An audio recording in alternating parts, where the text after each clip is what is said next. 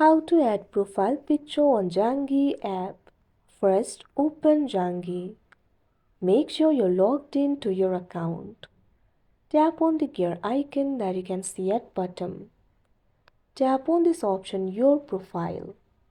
Now tap on the edit icon that you can see at top right corner of your screen.